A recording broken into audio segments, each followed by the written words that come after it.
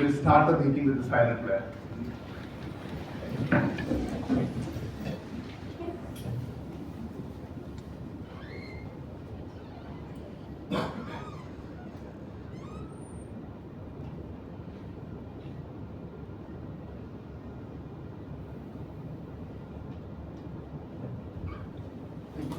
Thank you.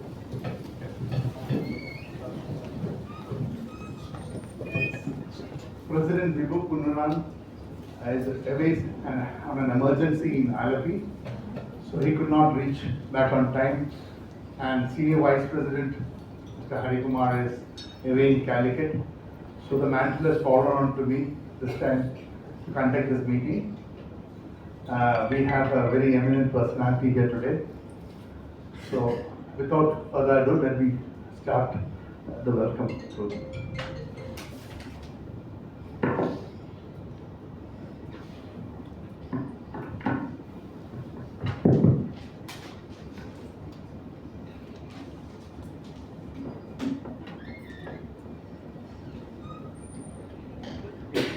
Chief guest of the day, Mr. Vinod Tharakan, Honorary Treasurer Dilip Narayan, who is officiating as the Honorary Secretary today, distinguished past presidents, managing committee members of Kerala Management Association, members of the Young Minds Program, student chapter members, ladies and gentlemen, esteemed guests, hailing from Ohio University and also Senior Vice President of Mr. Tharakan's office in Ohio. Good evening to all of you. It is both an honor and a privilege to welcome you all to this evening session of Leader Insight lecture series. We are truly delighted to have all of you join us as we explore a theme of paramount importance, designing economies. In our rapidly changing or evolving world, the synergy between technology, infrastructure, and healthcare is redefining our economy landscape and the way we live in. This evening, we will all delve into how these interrelated fields can collaborate to create resilient, innovative, and sustainable economies. Our discussions will highlight the role of advanced technologies in enhancing infrastructure systems and improving healthcare delivery, ultimately shaping the future of our communities and economies. Before we proceed, I would like to take a moment to extend our heartfelt congratulations to our President, Mr. Vinod Tharakan, on reaching a remarkable milestone of KMA event this year. Today marks the 100th speaker for this 44th event of the current KMA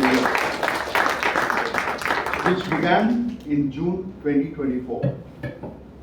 Under his visionary leadership, we have hosted a diverse array of programs demonstrating our commitment to fostering knowledge and collaboration across various fields to advance the management movement in Kerala, spearheading management movement. To commemorate this achievement, let me share the impressive lineup of speakers, number of speakers from various programs this year.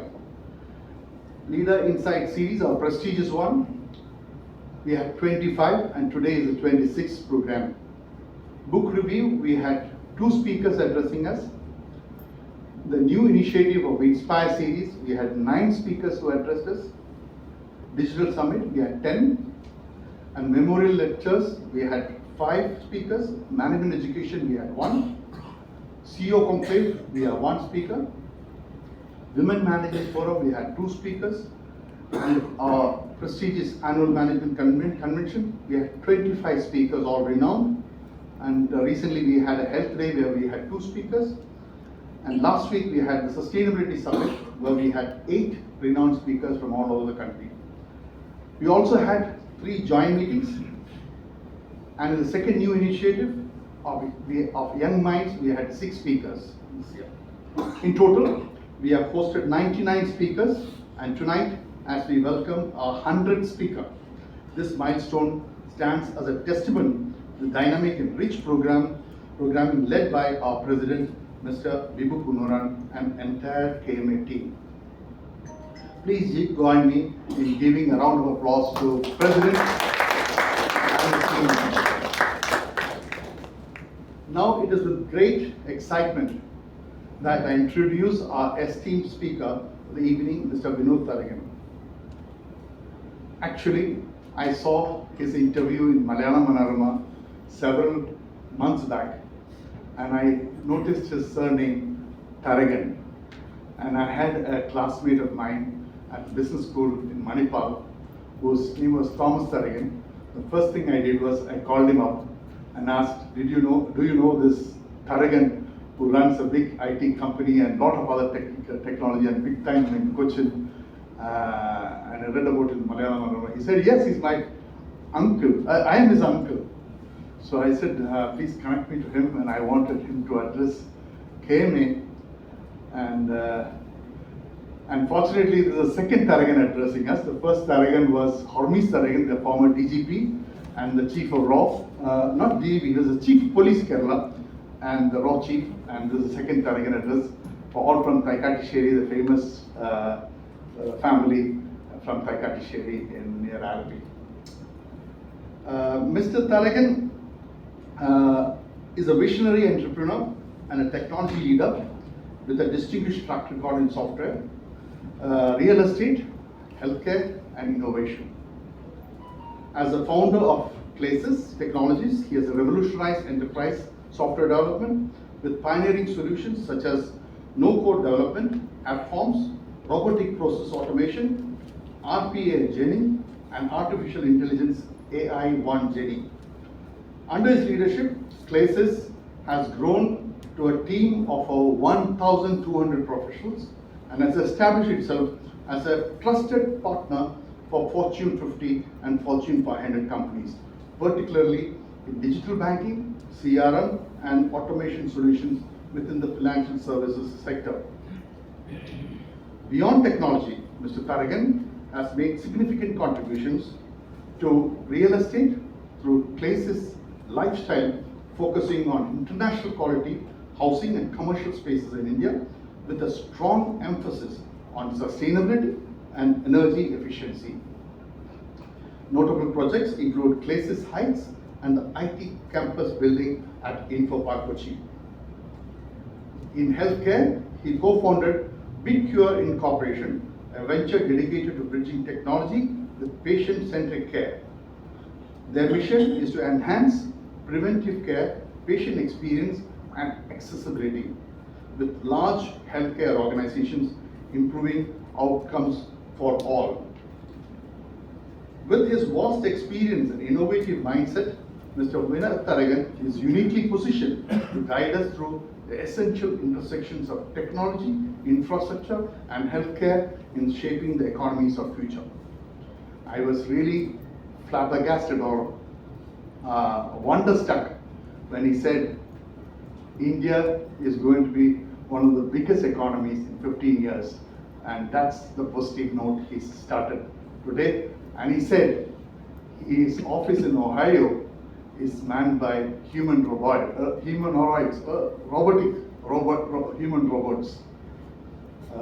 These are all interesting things, and I'm sure it's going to be exciting times.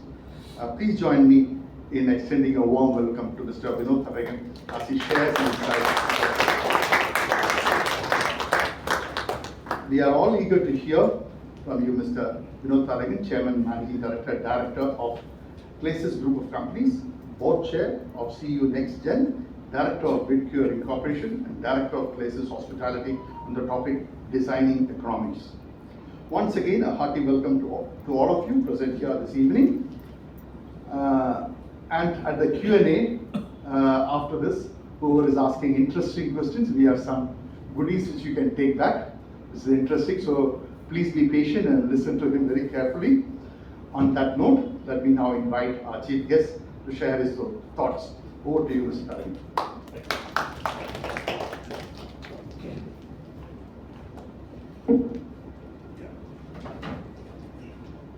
Thank you so much for that warm welcome, Mr. Khalid, and thank you for giving me the opportunity to speak to all of you here at the KMA. I'm just going to do a quick time check, so I want to make sure I stay true to it. It's like 6:40 now. I believe I have 30 minutes, so I'm going to try and stay true to that. Haley's laughing because it's always difficult to be done on time, but I'm going to do my best and then open up for questions. Okay? So I am a computer engineer, graduated in '95 from Goa Engineering College, and my family is from Thaikat City, like Mr. Khalid said. And let me start by saying, why is a computer engineer talking about designing economies, right? What in the world is the connection there? But we chose this subject because I think it's really important for this forum of very esteemed folks who have the seniority and expertise and the right connections, at least in the state and across the country, to really imbibe what the opportunity that is possible for India is. And I'm going to do my best to speak without a lot of technical jargon. I'm going to try and break it down at a level that like literally a 10-year-old can understand. So if I fail, I'm really sorry, but I'm going to do my best. I'm going to go as quickly as possible, okay? So I'm quite happy to see there's some young folks in the crowd as well. And hopefully this will be interesting to you to understand that you can truly make significant changes. It's about building your confidence on the possibilities, okay? So I'm very happy to see that. So let me start out with a small, sharing a few data points. So all of you have heard of the Taj Mahal. I'm sure most of you have visited the Taj Mahal, right? This was built in 1632 by Shah Jahan, as all of you know. And at that time frame, can you guys see the screen? Yeah. Okay. So at that time frame, in India, we were 25% of the world GDP. So let me repeat that. 1/4 of everything created in the world in the 1600s came from India, okay? That's a data point to just hold in your mind. The second thing is, India and China at that time in the 1600s were the largest economies in the world. The United States was not even a country at that time, okay? So let me just start with what happened. So as many of you know, and we studied this in school, right? Aurangzeb took over the Mughal Empire in 1658. He arrested his father. He arrested Shah Jahan, all right? So what happened? Shah Jahan had spent billions of rupees or dollars, however, the equivalent of billions of today's money on constructing this building, okay? And he was going to spend even more money on building the Black Taj on the other side of the Yamuna River. What happened was Aurangzeb, his son, intervened and said, we're not going to have you waste the kingdom's money putting up another building, and he took over, okay, from his father.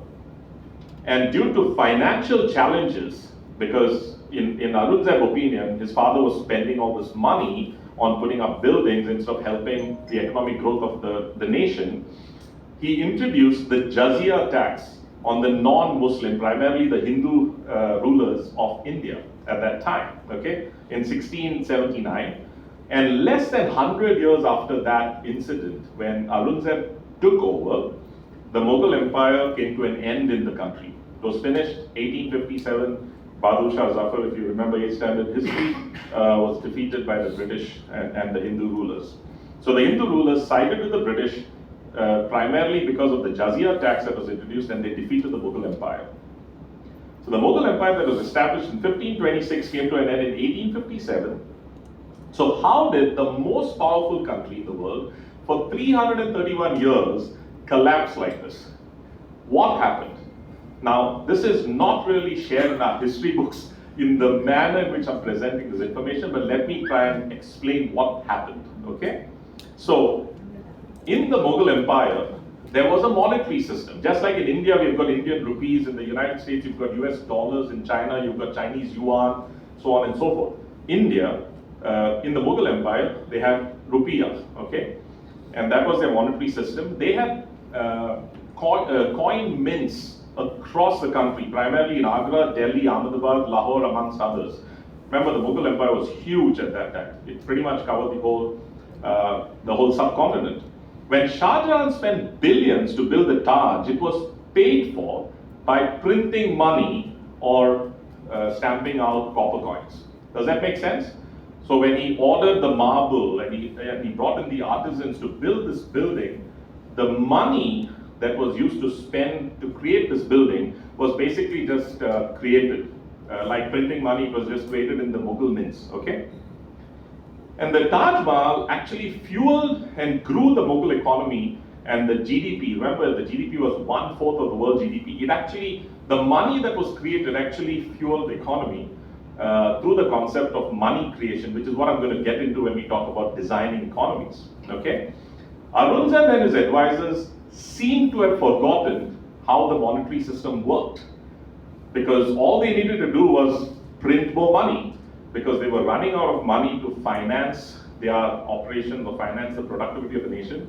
But instead, they chose to address their financial difficulties by introducing the jizya tax on the existing people, and they wanted to avoid the Muslims, so they applied it to the non-Muslims, and the non-Muslim rulers sided with the British and defeated the Mughals. Okay, this is what happened.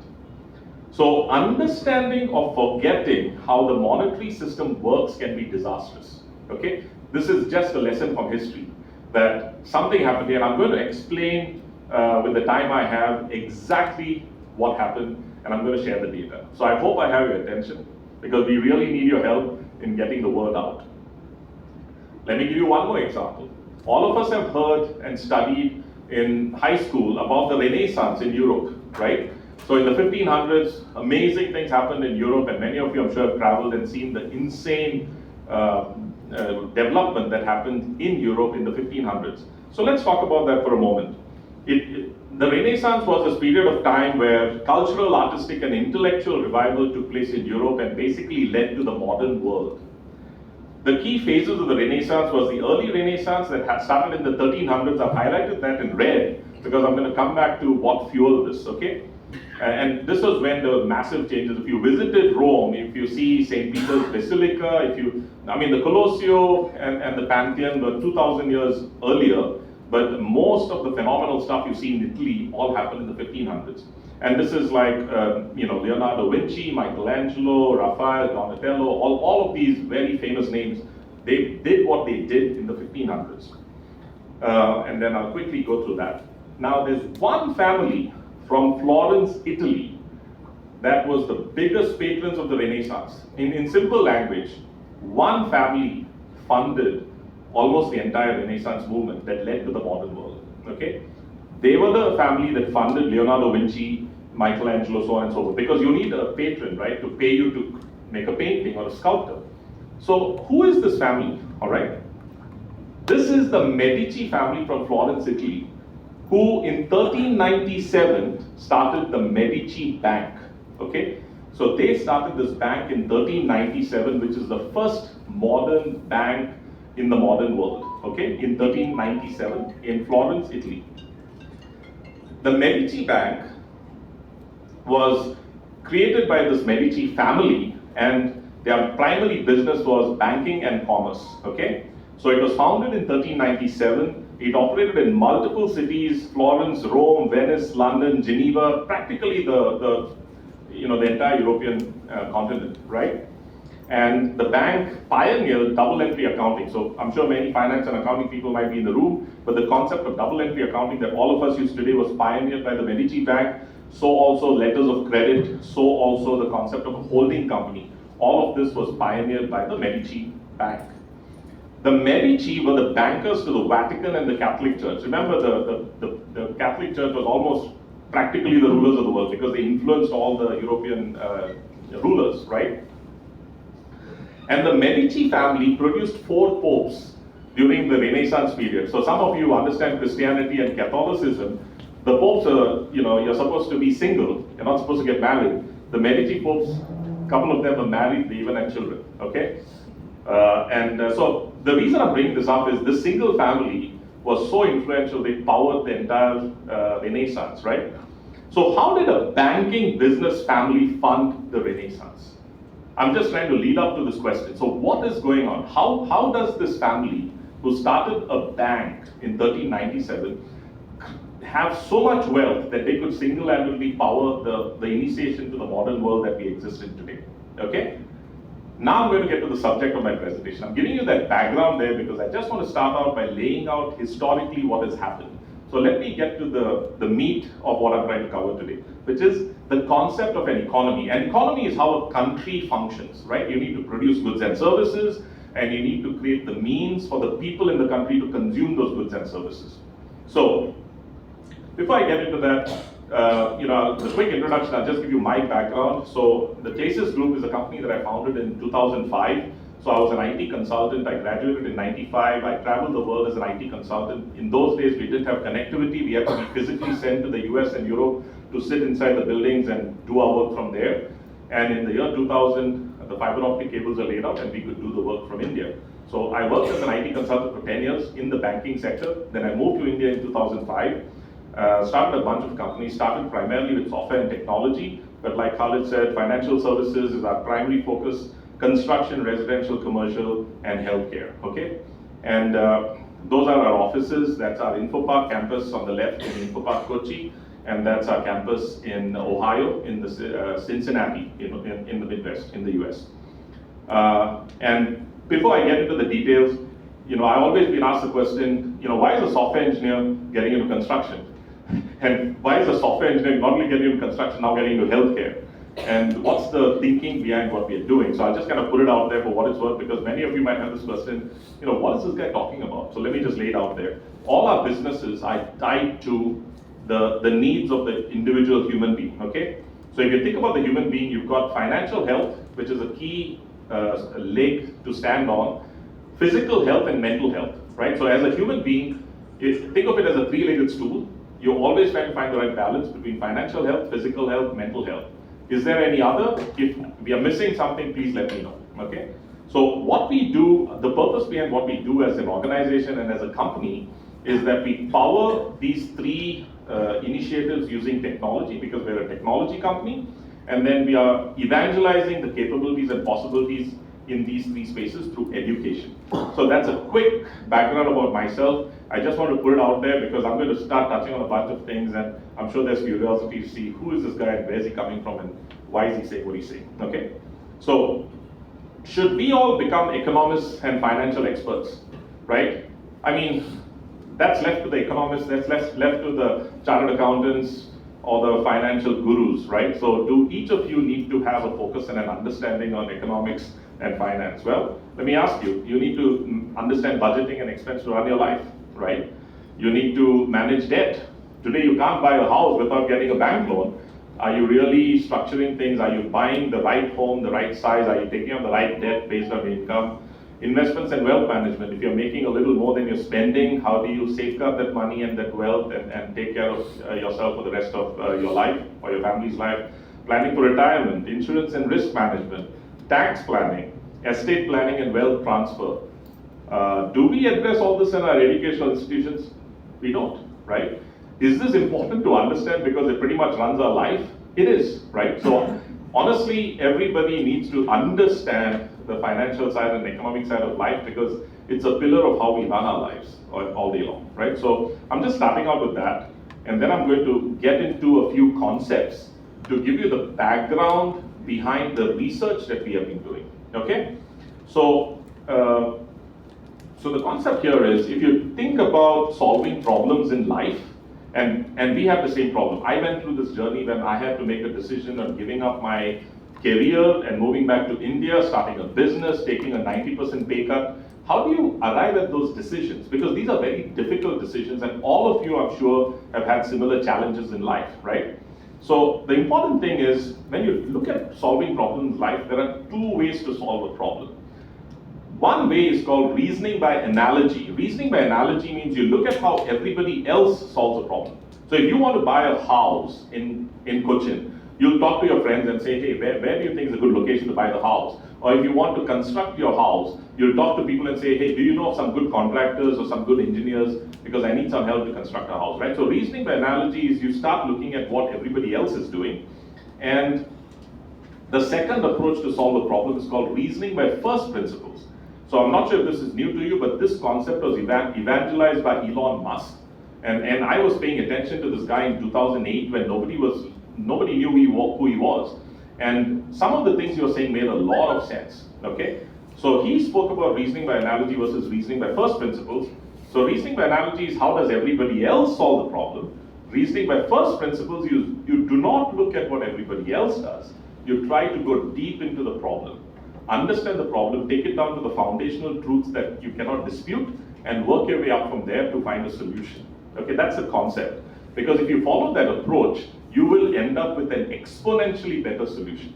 So if you study what others are doing, you can incrementally improve maybe 10%, but if you take the problem down to its basics, and then work your way up from there, and take it down to the basics, means Musk says take it down to the physics, right? And then you work your way up from there, you're going to end up with an exponentially better solution. So instead of 10% increase, think of a 10x or a 1000% improvement, okay? And we have seen those results. That's why I'm just sharing, saying people need to pay attention to some of this stuff because it is truly a game changer. Unfortunately, some of these things are not taught in our curriculum. Reasoning by analogy is, how does everybody else do it? If everybody else is doing it, it must be good, so I'm going to follow. Okay? That's the default way we live our lives. Reasoning by first principles, on the other hand, is identifying and defining your current assumptions. Okay? And once you understand what are the assumptions driving your thinking or your decision, again, I'm putting up a quote there that is from Albert Einstein in 1905. He said, if you have 1 hour to solve a problem, spend 55 minutes on the problem and less than 5 minutes on the solution. So why did Einstein say this in 1905? The reason he said this is whenever you're faced with a problem in life, in 5 minutes you think you have a solution, and then you stop, and then you try to implement that solution. But that may not be the most optimal solution. It might be just a temporary solution or a little band-aid to solve a problem. Whereas if you spend 55 minutes and go deep into the problem, you will be able to have an exponentially different solution to what it might do. So this is an Einstein quote, right? When you're faced with a problem, 55 minutes, if you have 1 hour, 55 minutes, start focusing on the problem and don't worry about the solution because the solution will automatically bubble up to the top. Again, an Einstein quote from 1905, never memorize something that you can look up. Read that statement and look at our educational system. I feel so frustrated when my daughter is in the 11th grade, my son is in the 5th grade. It is so painful. I'm sure you all of you witnessed this to see what they have to go through in our educational system. They have zero focus on understanding the concepts and 100% focus is on memorizing things. And this was a problem when I was in school. It is just fascinating to witness that, I'm 51 now and nothing has still changed, right? So there's some obvious issues here. And again, when you talk about reasoning by first principles, you want to break down the problem to its fundamental truths. So do we need to have an argument or a debate today about the existence of gravity or the existence of electricity or magnetism? It's a waste of time because these are established laws of nature that you can't really dispute. So you've got to accept that and work your way up from there, right? So again, this is an Elon Musk quote. He said that when you think of knowledge, and this might be very helpful to the younger people here, think of knowledge as a tree, okay? And focus on learning the tree trunk of your knowledge before you slowly get into the branches and eventually the leaves. So don't try to get into the leaves in the beginning. Start with the basic concept. For example, if you want to understand what is cancer, right? Many of us have relatives and friends who have struggled with cancer. First, understand what is cancer. It's the abnormal growth of cells in the human body. Okay, what are the types of cancer? Maybe there's 17 types of cancer. So get a broad scope understanding of what are the 17 types of cancer. Then you want to go deep into breast cancer. Okay, now go deep into breast cancer and eventually you end up in the leaves of knowledge of breast cancer. The beautiful thing about acquiring new knowledge in this way is every time a new leaf of knowledge is presented to you, you can connect it to somewhere on the tree and trace it from there to wherever you might need an application or relevance of it. So again, an Elon Musk quote that was a game changer for us because it took away the fear to learn anything new. And the last point here is create new solutions from zero. Don't look at what others are doing. This is, I think, the biggest opportunity in front of the youngsters. If you look at what others are doing, you will incrementally be able to address something. And most people think, what am I going to do with my career? All the problems are solved, There's nothing really, there's no opportunity out there. The truth is, everything is suboptimal. Everything can be improved, right? But to identify the opportunity, you have to break it down, understand the problem at a first principles level, and think of solutions from the ground up. Again, an Elon Musk quote. So this is, I think, very important to kind of relate to. What he said is, if you if you think you're an expert on a subject, and you cannot explain that subject matter, however complex it is, at a level a 10-year-old can understand, you probably don't know what you're talking about. So it doesn't matter whether it's rocket science or cancer or artificial intelligence or whatever. If you cannot explain it at the level a 10-year-old can understand, you probably don't know what you're talking about. Reflect on that for a moment. In my entire career, you sit down and listen to somebody talk and you don't understand anything, and all of us say, oh my God, he's so smart. I didn't understand anything he said, right? And it's just a fact. Versus thinking that, hey, maybe he doesn't understand it either. So this was a game changer. This was a game changer in our journey because it takes the fear away. Saying, listen, and I'll tell you a tool that we used to use. You flip through YouTube videos till you find a YouTube video where somebody is explaining the concept at the level you can understand. That's the message here, okay? So with that, I'm going to go into the meat of things. So the reality is experts speak a language that only experts understand. So we got to be really mindful that if they cannot break it down at the level that you can understand, it's not your problem. It's their problem. It's the speaker's problem. Now, I might be guilty of the same, and we will see, because I'm now going to get into the meat of my presentation, okay? So designing economies, how modern nations can create value and drive wealth. My entire message here is about the opportunity in front of India and what we are doing that is suboptimal or what we are doing that is not wrong and aligned with the best interests of the country. So I spoke about first principles, right? Let's break the problem down to the basics and start from there. Let's apply first principles around understanding how a country like India operates, fine? All of you have heard this term GDP, gross domestic product, right? What is the gross domestic product? It is the total monetary value of all the goods and services produced within a country's borders in 1 year. So India produces new cars, new houses, new clothing, new mineral water bottles, new laptops, whatever. Add the value of the whole thing, the total value is the GDP. Very simple, okay? Money practically drives the GDP, right? All of you, if you want to buy a new laptop, you're thinking, how much money do I want to spend on it? If you want to buy some jewelry, you're thinking, how much money should I spend on it? So money practically drives the GDP. What is the money supply of a country? So at the end of the day, somebody is deciding how many rupees should be there in India, and how many dollars should be there in the United States, or how many yuan should be there in China, right? So what is the money supply of a country? The money supply refers to the total quantity of money that has been created in a country, and this includes your cash, your bank deposits, your liquid assets that you invested in stocks and such, okay? So anything that can be immediately used as a medium of exchange is money. Where did the concept of money come from? We used to have a barter system, okay? A barter system is basically where people produce goods and services and you went and exchanged it with each other. And that's how the concept started, where it was very difficult in the barter system to exchange goods and get exactly what you wanted, because in this case, the lady wants coconuts, but the fellow with the coconuts does not want fish, so they don't have a match. And you have to go through multiple steps of exchanging goods to get what you wanted, and that was very inefficient, okay? So it started with a barter system, which is basically a simple exchange mechanism of goods and services to be traded between people. Understanding money and the monetary system is the next incremental step from bartering. So instead of exchanging, why don't we create a mechanism that we can use that is a unit of exchange, store of value, and a unit of account. So understanding money is very important because that is the medium that is used today to exchange value inside an economy, okay? And it is driven by the policies and rules and regulations created by each individual country. Is this fair? India has a monetary system, we have Indian rupees, the government in some form or shape decides how to put this to use to improve the economy of the country. So when they transitioned from the barter system to money, it started out saying, let's all agree on a mechanism to exchange value. We'll call this dollars or rupees or yuan or yen or whatever. And now let's transition to this mechanism. Now the question is, who creates the money in our system? Is this a fair point? And if you ask anybody this question, they will say, obviously the government creates the money, okay? Well, first principles, like I said, don't look at what people tell you, question it, and go down to the basics.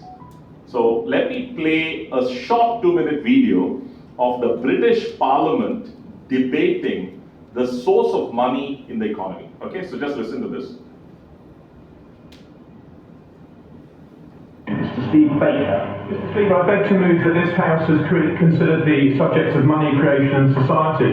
The methods of money production in society today are profoundly corrupting in ways which would matter to everyone if they were clearly understood.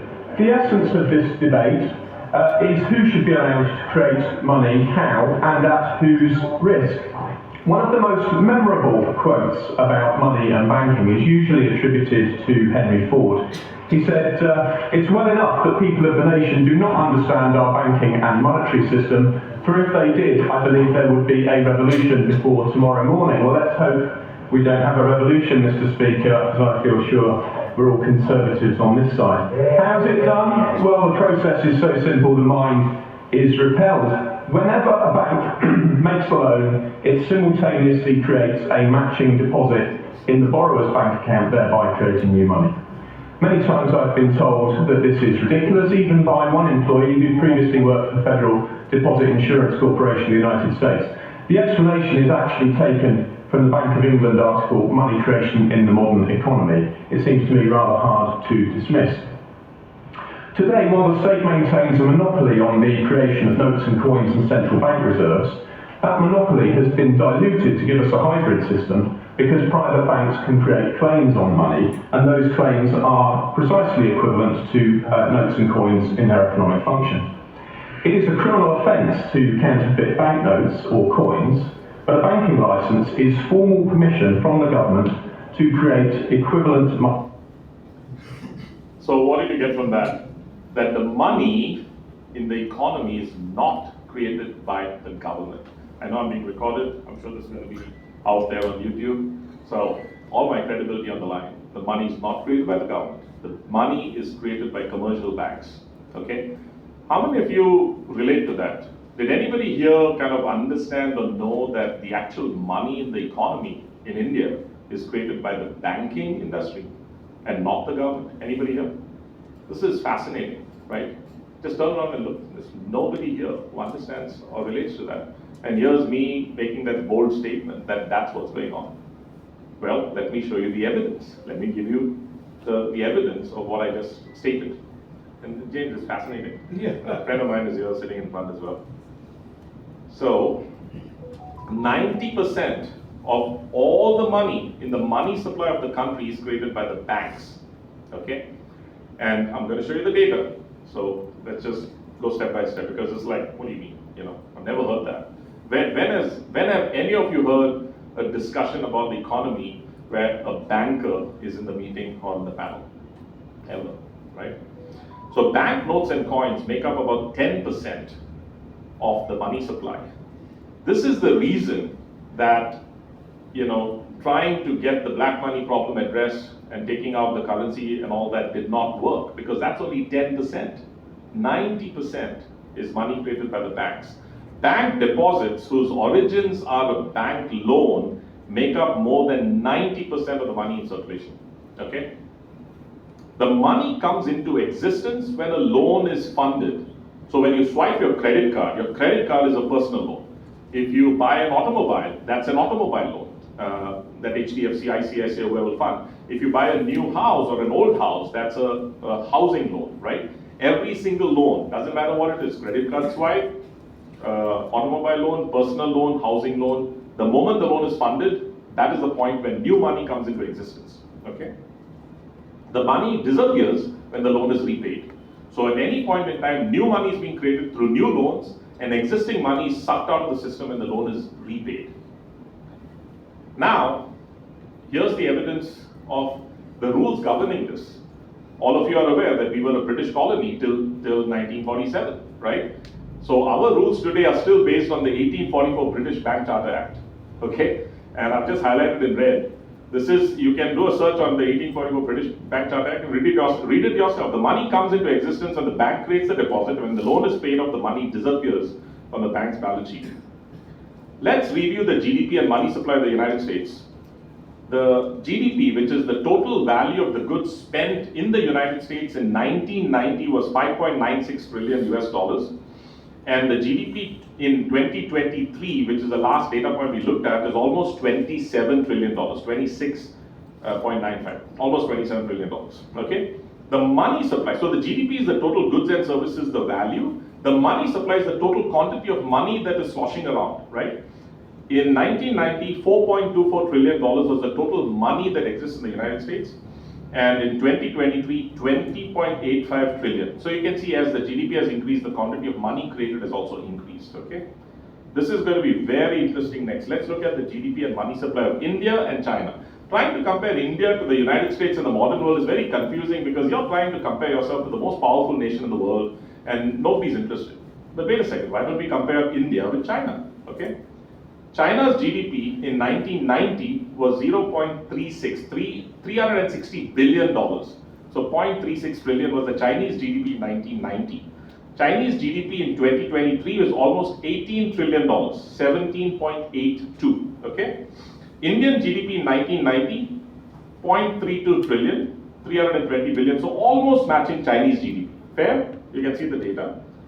Indian GDP in 2023, 3.73 trillion. So why is there such a big disparity? How come China is so far ahead of India? Or you think the Chinese are smarter than us? Look at all the CEOs in the United States of all the technology companies. Are they Chinese or are they Indian? They're Indian. That's the evidence that the Chinese are not smarter than us. So what is going on? Let's look at the Chinese money supply. So I talked about the GDP. If you look at the money supply, the total money that China had in US dollar terms. So if you take the Chinese yuan and divide it by the currency rate, 280 billion or 0.28 trillion. Today, the Chinese money supply is 40 trillion. I don't know if you paid attention to the previous slide of the US. China has created double the money that the US had. So US money supply is 20 trillion, Chinese money supply is 40 trillion. Okay, so China has created double the money that the United States has created. This is very important to understand because the Chinese Navy is today the biggest navy in the world, bigger than the United States. If you're watching the media, China just released their stealth jets in defense. They are now ahead, and this is very worrisome to the Western world. India's money supply in 1990 was 140 billion or 0.14 trillion, and today India's money supply is 2.92 trillion. Okay, so look at this. The Chinese GDP is 5 times the size of the Indian GDP. Okay, and the money supply in China is 14 times, 14 times the money supply of India. So what is going on? All right, and this is not data that we need to debate because this data is not being manufactured. You know, this is published by the People's Bank of China, published by the Reserve Bank of India. So now, let's look at conceptually what's going on. Every country can create as much of their own money as they want. Is that fair? If India wants to print more Indian rupees, we can do that. There's no restriction. It's only a decision that needs to be made. So what is the key concern when you print or create new money, right? I think all of you would probably guess what the problem is, that the concern is inflation. If you simply just keep printing new money, wouldn't that result in the prices of everything going up, right? If too much money is created, without an increase in goods and services, the prices will go up and we will have inflation. And we've seen that in Venezuela, you've seen that in Turkey, you've seen it in many countries, right? Zimbabwe, so on and so forth. So what does the government do to prevent inflation? Remember, we listen to the news and now the interest rates are going up because supposedly there's inflation, the prices are going up and they raise the interest rates to reduce the money supply, right? The goal of the government is to control inflation because if the prices of goods go up, then what's the point of earning more money because you're paying extra money for your food and what have you. So when inflation grows, the interest rates are increased, and when inflation slows down, interest rates are decreased. And many of you can relate to this because I'm sure many of you are investing and keeping an eye on what's going on with your savings and such. Interest rates are practically the rental cost of money. So if you rephrase what an interest rate is in your mind, if the money comes into existence through the loan and the money disappears when you repay the loan, what you have to pay in addition to the money you borrowed is the interest rate. So the interest rate is practically the rental cost of borrowing that money. Fine? Let's do a thought experiment. Okay? If each person in Kerala was given 10 crores each, just imagine this. That's a thought experiment. You don't need to think like, how is this possible? Don't worry about that. It's a thought experiment. Everybody in Kerala is given 10 crores each rupees, okay? Would the people buy more rice? Anybody here think they'll buy more rice? No. Vegetables? No. Coffee or tea? No. Sugar? No. Cooking oil? No. Soap? No. Toothpaste? No. Cough syrup or general medicines? No.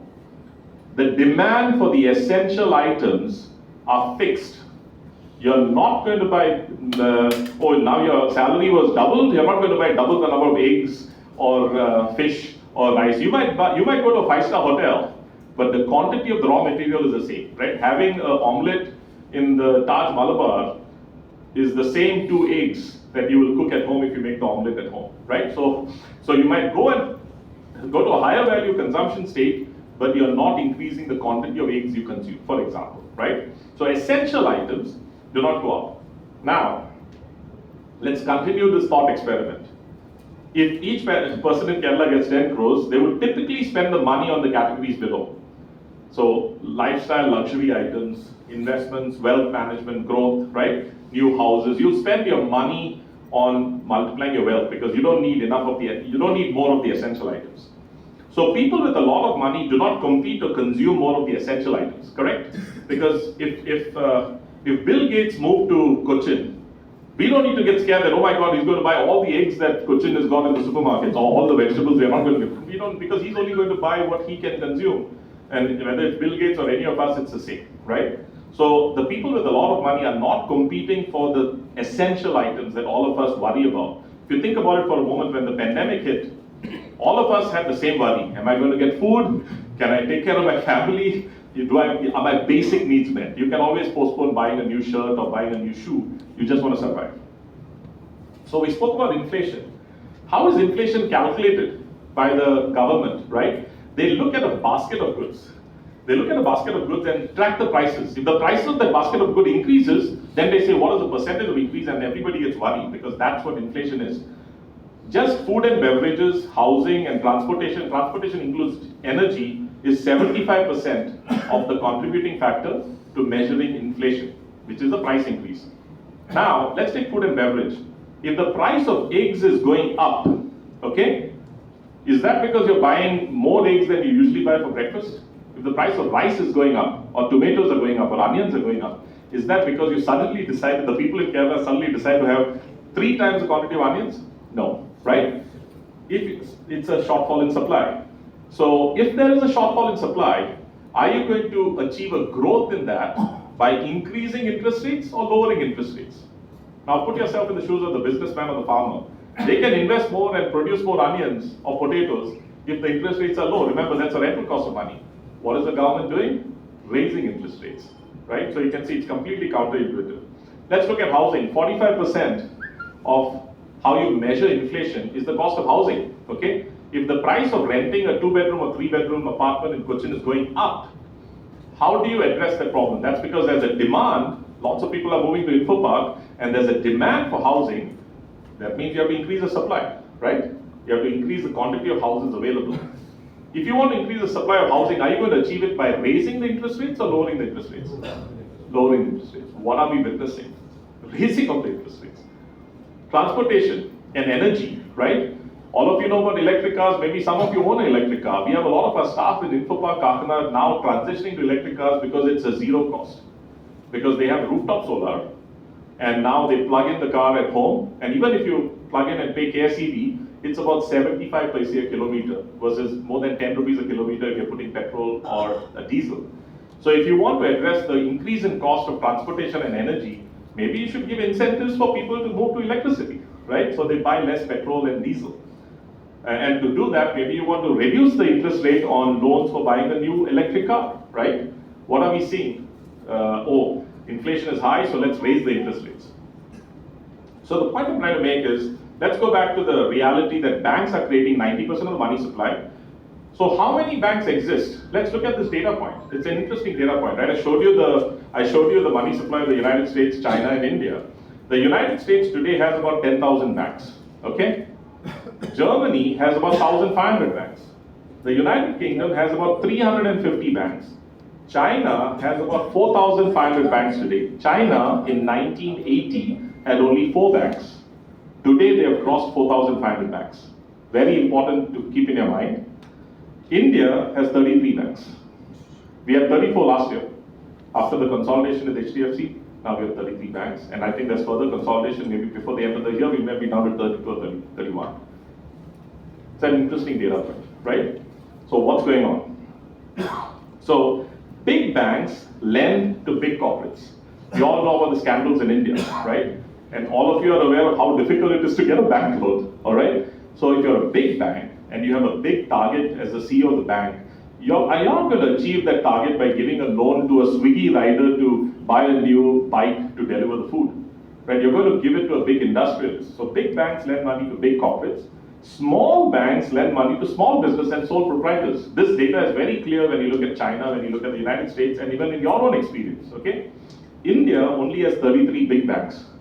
So you're cutting off almost the entire population from access to easy credit and lower interest rates, okay? Now, 70% of all the jobs created in any country are small businesses and sole proprietors. So if you want to increase the jobs in the country, you want to promote small businesses and proprietors, sole proprietors, none of whom have access to easily getting credit to fuel their business. So I'm running out of time, but I'm going to move quickly here. Khalid, are you okay for another 10 minutes? All right, okay. So productive versus non-productive loans. Remember we said the GDP is the total production of goods and services in the country in 12 months. Is that fair? How many new houses, how many new cars, how many tons of fish, how many kgs of wheat and rice, how many tons of tomatoes, onions. You add all that value, that's a GDP, right? Now, a productive loan, remember, money comes into existence through a bank loan, okay? Please validate it. I put it out there, I've given you the data, you can validate it.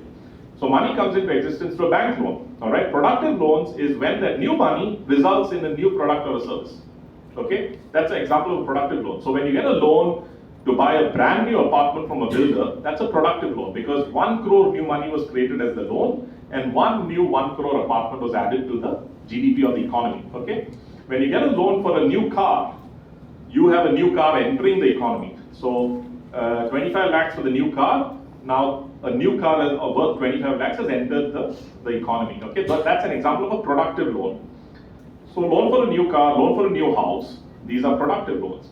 A non-productive loan is when new money is created through a loan that does not result in the addition of goods and services. So when you buy a 3-year-old car and you got a 25 lakh loan or a 20 lakh loan, what did the GDP get? Nothing, because that car was added 3 years ago. The title of the car changed to the current owner to your name, but 20 lakhs new money was created. Now if you buy a 10-year-old apartment or a house and you get a 1 crore loan, what did the GDP get? Nothing. But 1 crore new money was created and the title of the house was changed from the existing owner to your name. GDP did not get anything, but new money was created. Okay, that's a non-productive loan. So loan for a used car, loan for an existing house are examples of non-productive loans that are not really offset by new products being created as well.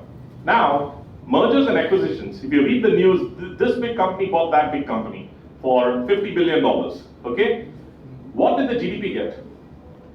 If the title of company A that is acquired by company B for 50 billion, the title change, the shares change from the name of company A to company B, or the name of this entrepreneur to that entrepreneur, okay?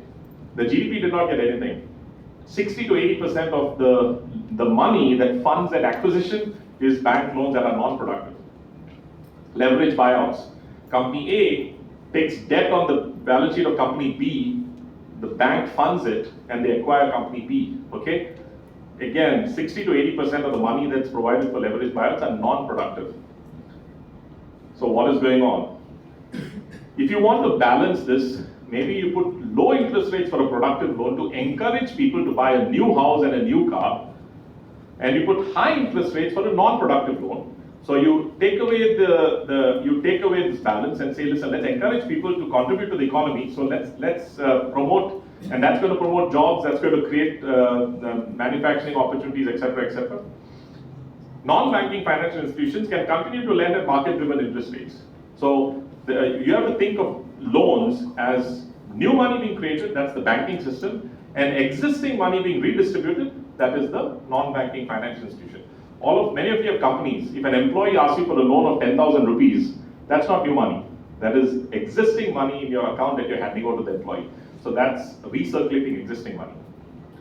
Now, let's come to redesigning India's economic model. Obviously, we have to increase the number of banks in India significantly, okay? 70% of all jobs are created by small businesses, like I touched on. Small banks lend to small businesses, big banks lend to big businesses. Increase the total money supply in India significantly. Increase the money supply in India through productive loans, okay? Government can fund development through bank loans, not taxation and international debt. Why does India need a loan from Japan to fund a train project or building a bridge? It's a productive output to the economy, create the money, and create that asset for the country. And that's why I'm saying there's a foundational gap in understanding these basics, which is fascinating to observe. And like I said, I'm a computer engineer, right? But I've been in the banking sector in the US for 30 years. And we're just observing what's happening there, and then my team is based in India, and I'm up and down every 2 weeks. And you see that in India, we somehow have missed this. Stimulate significant growth in India's GDP, which is important. Grow products and services through productive loans. Grow GDP through collateral loans for the creation of immovable assets. So if you take a loan to build a house, you should be in serious trouble not to pay the loan, because you lose the house, right? A personal loan is different. You can run and hide somewhere, right? But if you've taken a loan to build the house, the bank will just come and take your house. So promote loans for collateralized assets. Increase productive lending at scale through panchayat banking. So there's a few white papers. If you go to our website, claysys.com/research, we have published these white papers saying this is a blueprint for how this can be done. And India has 250,000 panchayats. Every single panchayat should become a bank, and they should be given the mandate for productive lending for creation of immovable assets in every single panchayat. Which means if you want to build a house, if you want to build a factory, a new cow shed, a new chicken coop, a little shop, a little restaurant, in that panchayat, the panchayat should be able to give you the loan, okay? At literally 0% interest. India can grow to become the largest economy in 15 to 20 years. Why am I saying this? I know it sounds crazy because I'm sure you've never heard anybody say this, but from everything we are seeing, this is truly possible. Why is it possible? We are the youngest country in the world. Average age is 28 years, okay? China is like 38, 39 now, okay? The United States is 38. Europe is 48. Okay, Japan is 49. So India is the youngest country in the world. How many of you know of people in India who do not want to work? Can you raise your hands? Like, I don't want to work. Have you heard of anybody in India who do not want to work? Really? I mean, you're hiring them in TCS and they're choosing not to work. You know, there's a difference. There's a difference. Because if you fire them, they'll find another job, right? So, but in general, we run a construction business. All our workers, they want overtime every single day, and they want to work 7 days a week because they are looking at their total income that they send back to the villages every 30 days. My software people, I mean, Haley's here. Has anybody here said no? You tell them to sit all night for the next 3 days, they're willing to work. Of course, we incentivize them, right? So people in India are dying for work. And because we don't understand the system, we are worried that, oh my God, what are we going to do? Millions and millions of people are graduating in this country, and how do we create the jobs? You're getting these resources, but it's a misunderstanding of the system that's preventing this. Our massive population is yearning to work. We should unleash India's potential. Remember, increasing India's money supply by 14 times, 14x, will only match where China's money supply is today. So to be where the quantity of money that China has created as of today, we have to create 14 times the salary, 14 times the money. Now, I just said salary. Just visualize what's going to happen in this country if everybody's salary went up 5x to 10x. And that's a reality, right? And that's why it's very interesting to observe what's happening. And we have all the data. So if you download the white paper, we publish the data, we publish the sources of the data, all credible sources from the Reserve Bank of India, from the Bank of Japan, from the People's Bank of China, and from the Bank of England. All credible sources, Federal Reserve in the US as well. And if you look at the data, and we've shared the data for even countries like Sri Lanka and Singapore. Singapore has 5 million people. India has 1.42 billion people. Singapore has created 2.5 trillion US dollars. India has created $2.9 trillion. So a country with 5 million has almost created the same quantity of money that India has created. I mean, that's insane, right? And we don't need to debate and argue about this because this is the data. I mean, if the data is wrong, then let's look at why the data is wrong. But this is the published data by all the credible sources of all these countries. That's it, thank you. Okay, I hope that made sense. I tried my best. Thank you. Sorry for going into the work. I think we have time, I'll just for a few questions. Yeah. Fantastic talk. I think it was a completely different dimension. I think new thought process for everyone. I think laterally completely different. I think we'll open it for questions. Please, the gentleman there. Yeah, I'm fine. Thank you. Please.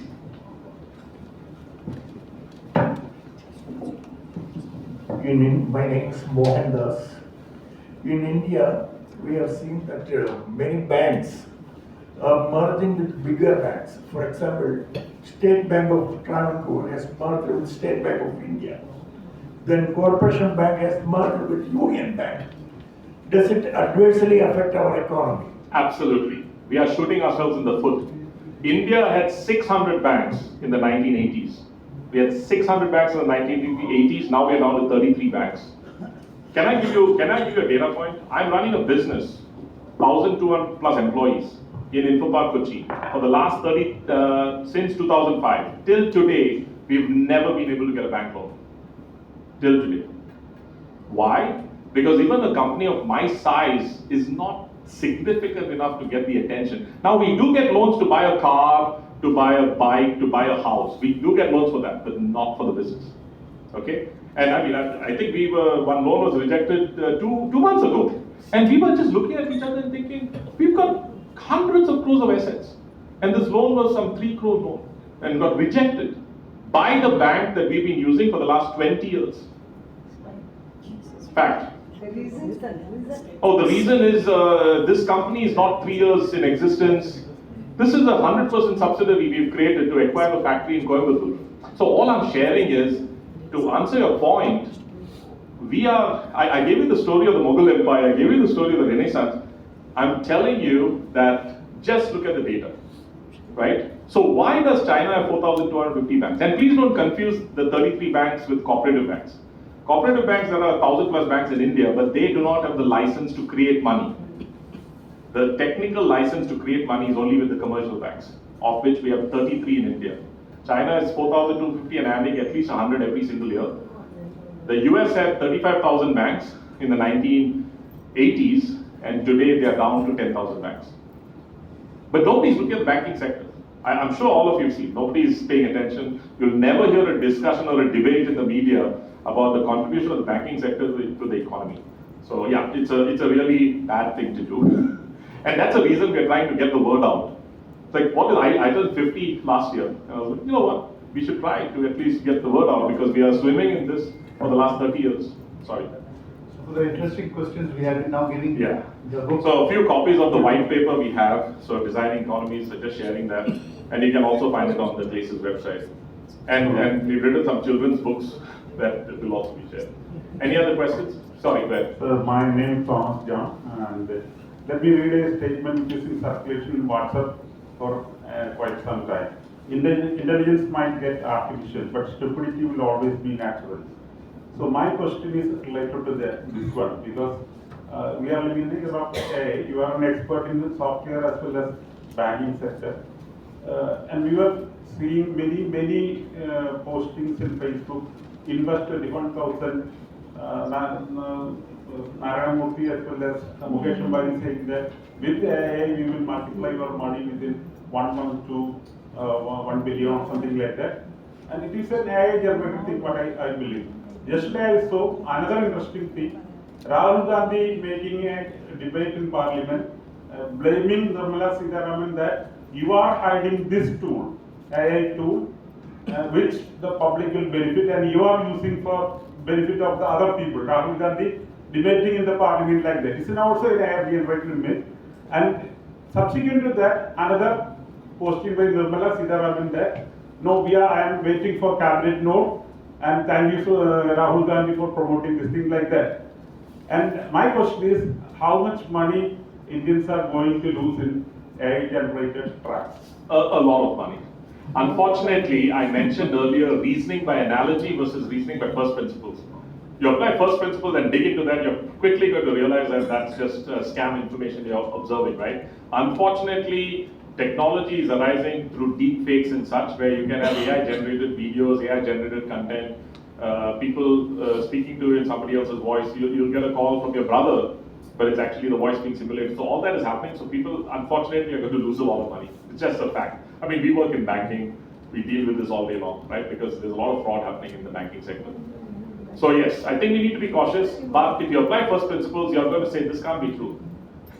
Yes. Sorry. Any other questions? Yeah, gentlemen here. Oh, please go ahead. Go ahead. You had a question? Yeah, you start. Hi sir, my name is Sami. Yeah. I have two questions. First one is that regarding lending loans, why don't we actually differentiate by giving different interest rates for productive loans and non-productive loans? That's a very good question. That is our question. Like, why are you not recognizing Why don't that? the government do that? They don't. Ask the government. I mean, all I'm trying to say is, like I said, we always worry about sharing knowledge. But after I turned 50, I was like, you know what, this is crazy. We are doing this for 30 years. And when we moved back in 2005, I was thinking, this is going to catch on. People are going to understand.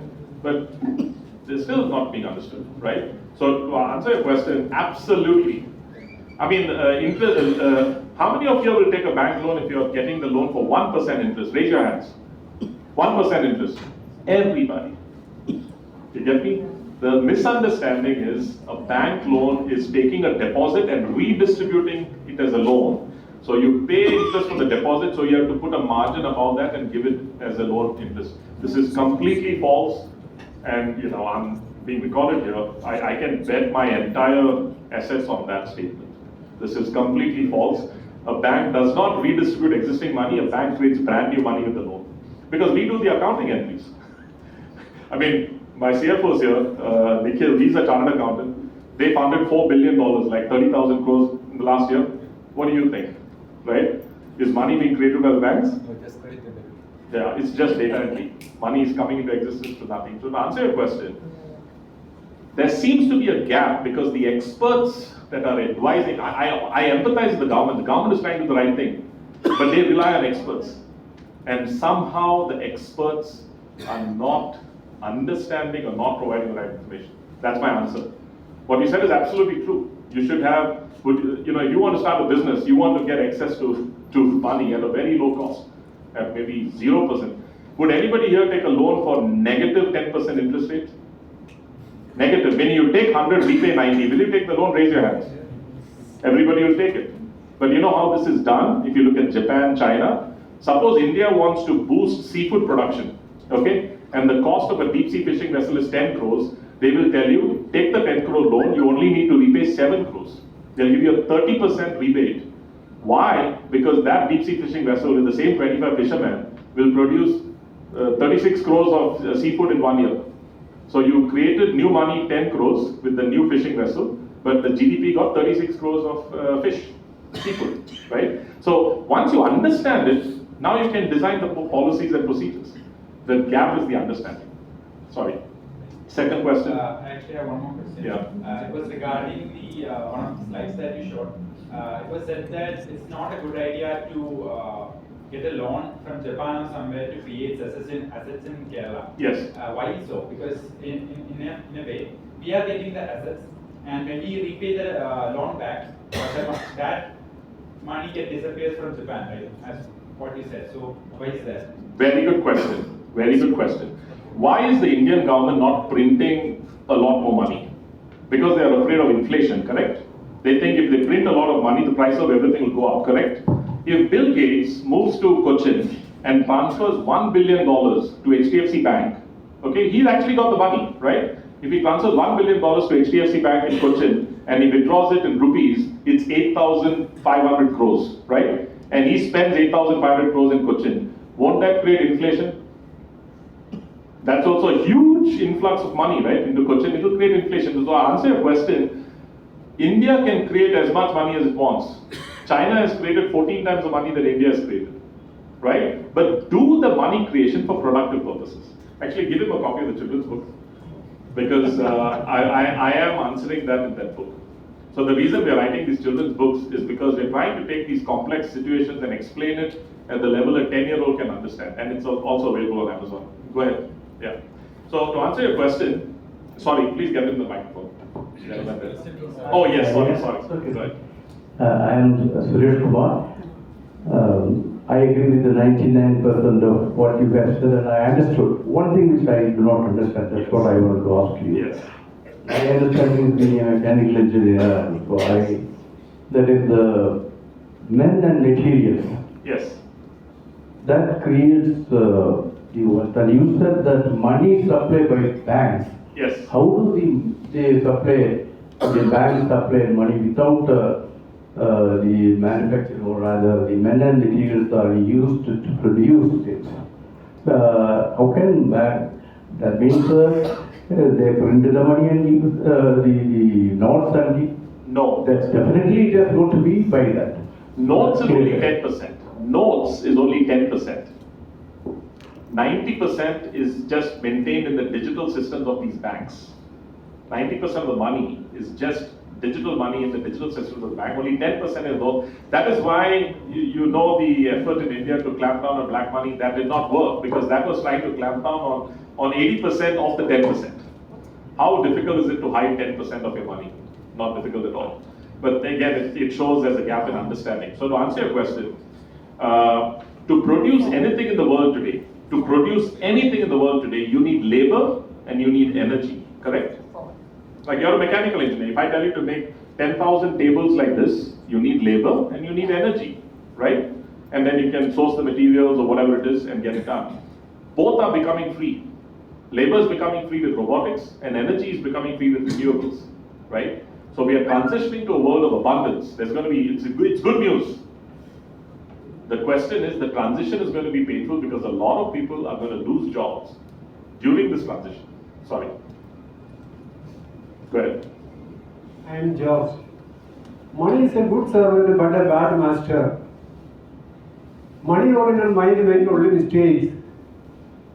And we are suffering a lot in many ways. Health, environment, global ones like that. How we can overcome these great problems?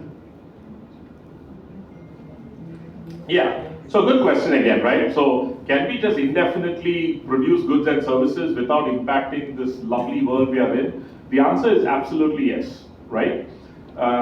Now, the reason as a company we focus on financial health, physical health, and mental health, because these are the problems that the human being has, right? If you look at your family or friends, everybody's challenges is somebody has cancer, that's physical health.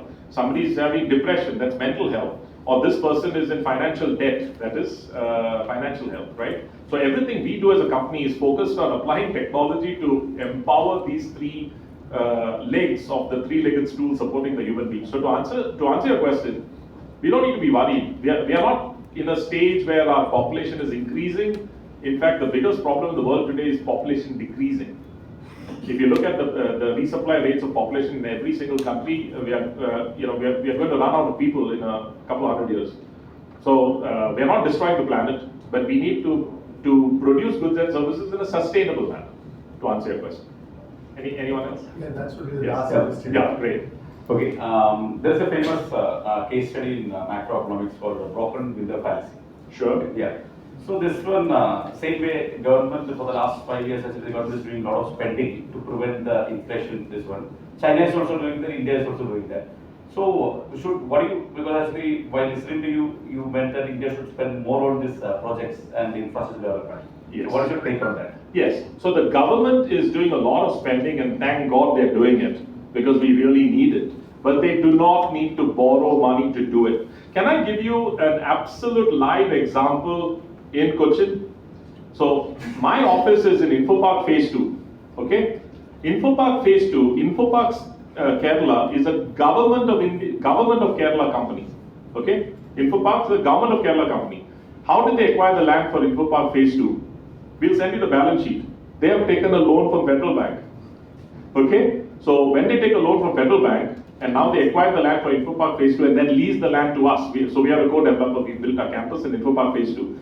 Did the money come from tax collection? No. Did the money come from external borrowing? No. The money was created through the Federal Bank loan. And again, we don't need to argue about this. You can go to the Info Park website and download their balance sheet and just look at the line item. They have an open Federal Bank loan.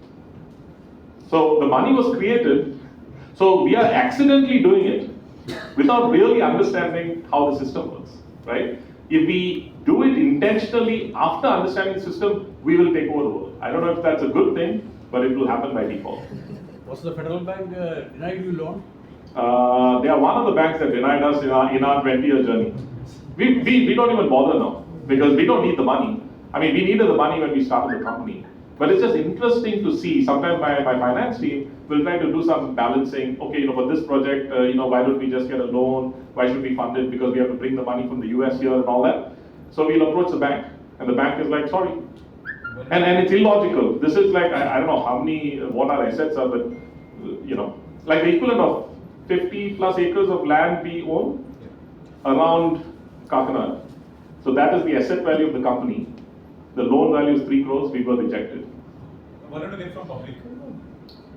Eventually, yes, because that's if you go public, right? If we list in the stock market, then yes, we can get the liquidity from the public. But when we need any kind of funding in the US, it's like that. And they pre-approve you saying, you can have this capacity, just do whatever you want. In Japan, you can get a loan for 0.5% interest. Anyways, I mean, there's a lot to this, but I was just trying to just provide a summary to just recognize what is possible intentionally once we understand the system. Thank you. Thank you very much, Joseph. Please give a round of applause. Fantastic. I think it was a completely different perspective, and I think it was very valuable to everyone. We have a very renowned media personality here, Mr. James. So I request him to come over to the stage and hand over a piece of memento to our speaker. Mr. James is very renowned in the media industry. Please come. Thank you.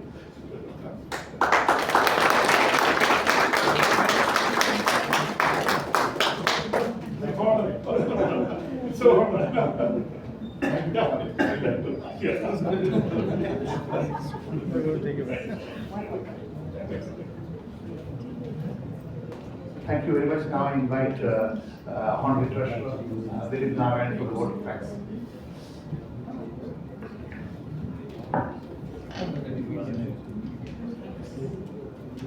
Mr. Aljiz Khalid, Speaker of the Day, Mr. Vinod Tharakan, Professor Haley, Mr. James, Managing Committee members, and my dear friends. Today, as Aljiz said, it's our 100th speaker. So came here, we have a century, and if you use the cricketing parlance, we had a googly from the speaker. Very counterintuitive, parallel thinking. No, we never thought of, most of us, I would confess that, we would have never thought about these things. So this is a very amazing speaker on this 100th, as a 100th speaker. Thank you, Mr. Vinod Tharakan, for coming and for enlightening us and for provoking the thought, the way of thinking, how we can do all these things. Like his favorite, I think his favorite role model is Elon Musk. Maybe you should all encourage Narendra Modi to hire him as a engineer, like Trump hired Elon Musk, to have a different way of looking at economy.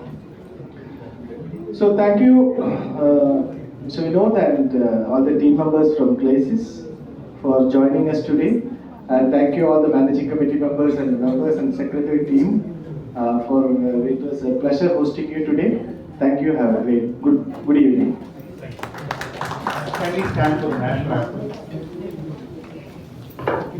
Jana Gana Mana अधिनायक जय हे भारत भाग्य विधाता पंजाब सिंध गुजरात मराठा द्राविड उत्कल बंगा विंध्य हिमाचल यमुना गंगा उच्चल जलधि तरंगा तव शुभ नामे जागे तव शुभ आशीष मांगे गाहे तव जय गाथा जन गण मंगल